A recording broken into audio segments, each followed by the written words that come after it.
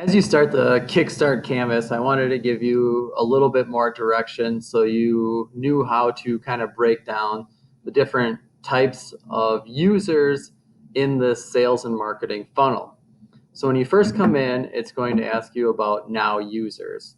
And what is a now user is probably what you're thinking. So I want to go back here really quick just to show you this over on the side. Now users are kind of, if you think about how many products get rolled out, they're those testers. So when you think about that now user, it's usually somebody that you're either paying or asking to give you feedback on the product. So for this particular one, you're wondering, how would I go about doing that and at least get those people to test my product or try my service? They're going to be the champions for whatever it is that you're trying to do because they're going to give you a lot of feedback. So first, how do I get to those people? And then what needs to be true from our assumptions lesson. The final question on that part is, what is the pass-fail metric to check whether this works? So metrics are just little stats or benchmarks that you need to get to understand, like, did we get better or should we start over? This could be a percentage gain, it could be money, it could be a lot of different things, but how will you know this is working or not working? It needs to be measurable. Once you create those kind of first users, or excuse me, now users, you move on to the next stage, which would be your first users. Again, if we look at the funnel, these are where we start to engage our next ring of customers. And who might these people be?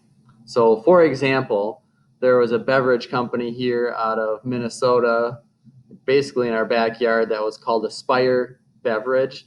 And how they did this next step was they went into schools and they got kids, sports teams that were at local high schools to try their products.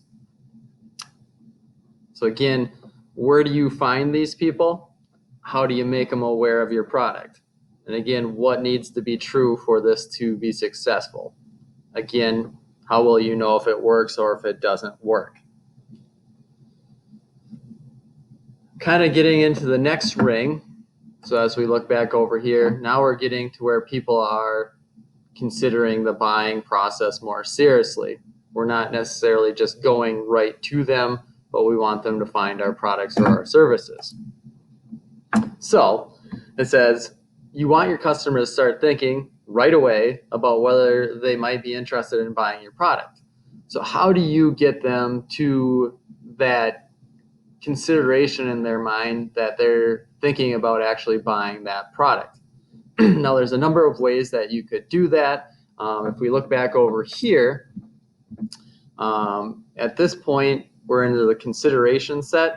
So it says product information, specials, email campaigns, free trials, things like that. So you want to think about whatever your product or service is, and how do you actually get the customer there using it at that point. Now, we're talking about conversion to purchase, and this is the end goal. Customers who hear about your product need to actually pay for it. So maybe in the earlier rings of customers, we are giving out free trials, we are asking for feedback. However, if we're going to stick around, we need them to actually buy it. So it says, how will you get these prospective customers to pay?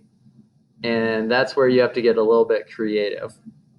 So again, if we look back at this, this is where you start to provide a little bit more. Maybe there's if you're on a website, maybe you have now added a shopping cart. You start to upsell. So for example, if they are buying your original, let's say, product, there's something that's complimentary that goes along with it. It could be, for instance, if you're doing an app, this is the point at which that free trial maybe expires, and then they have to pay a monthly, or it could also be like maybe a premium version of the app, without ads or something along that line. Somehow you need to start charging for whatever it is that they are buying. And it says, how will you continue to bring value once they've paid? So obviously, how you set it up initially needs to continue to add value so that the customer sticks around and doesn't stop using whatever it is that you're offering. Again, what assumptions need to be true about this, and how will you measure to see if it's successful? As we kind of finish up here, it says, your acquire plan details your first set of acquire activities to test include. Who is responsible for driving this activity? Who will add support or expertise?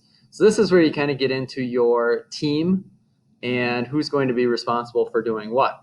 So if in the earlier steps you mentioned some kind of marketing, some kind of sales, again, kind of looking at some of these different activities or actions, what you're really trying to come up with here is who is actually going to be doing that. Who will create your email? Who will send your email?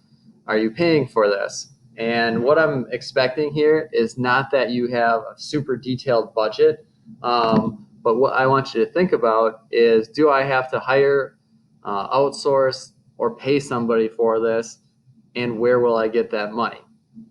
What can you actually do for free that you don't have to pay for?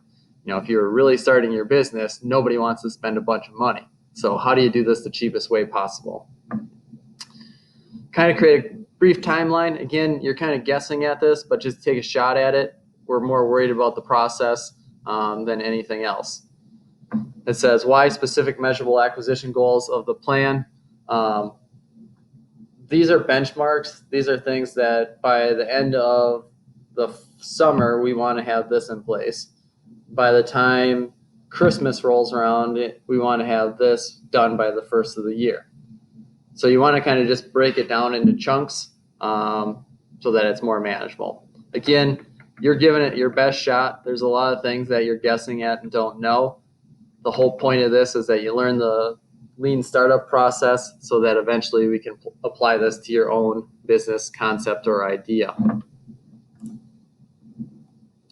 Give it your best shot. Take some time to do it, and I'll look over it on Monday or at our next class, sorry.